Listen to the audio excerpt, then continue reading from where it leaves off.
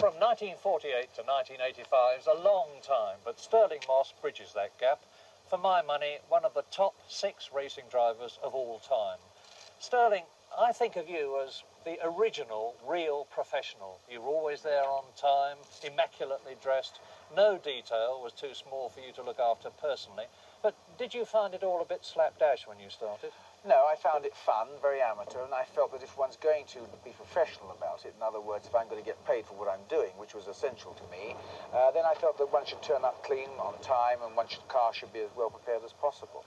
Now, by today's standards, you're improperly dressed. Cotton overalls, a very vestigial helmet, Mark 8 goggles, big contrast to 1985. Yeah, well, you know, when I started, none of the other drivers even wore these. Right, yes. My father said to me, if you're going to race, you're going to wear a crash hat. And I said, Dad, but that's sissy, because they were all wearing those cloth jobs. Yeah. And then these as well came in later, because we used to run with short sleeves.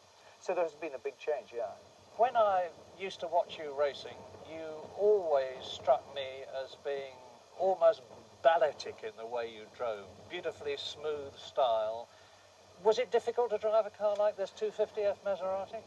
Well, it's all relative. No, this was one of the nicer, the easier, more forgiving cars, and one of the most enjoyable cars, because you compare this with today, I mean, look at the character of it. I mean, you look at the aesthetic lines of it. I mean, it's a beautiful car, isn't it? I mean, no way could you compare it with today's car, really. Now, when we look up, there's rain clouds overhead. It's spotting with rain, but the course is fairly dry. What would you have done about tyres in those days? I would use the only tyres I've got, and those are the ones that are on it. I might have dropped the tyre pressures, actually, seriously, a couple of pounds on the start line if it was wet. But, of course, we didn't change tyres. I mean, we had these tyres, and these are the ones we ran on. So I wouldn't have been going on about the difficult choice between slicks and dries. No problems. No, you could make as many mistakes you like. You couldn't make them, you know. Now, a flexible car compared with today's 800 horsepower cars? I think the great thing about this car, it was very adaptable. In other words, you could steer it on the throttle, very much so, and therefore you could feel part of the car. I mean, you know, just look at this cockpit, for instance. Look at the size of it. I've plenty of room.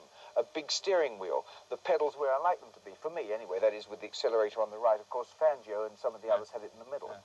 But a car that, when you're going around a course like this, you could really feel it getting near the limit, and you could steer it with your bottom and the throttle. You could feel through your hands.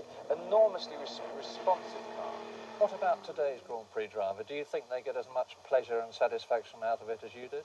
No, but they get a lot more money.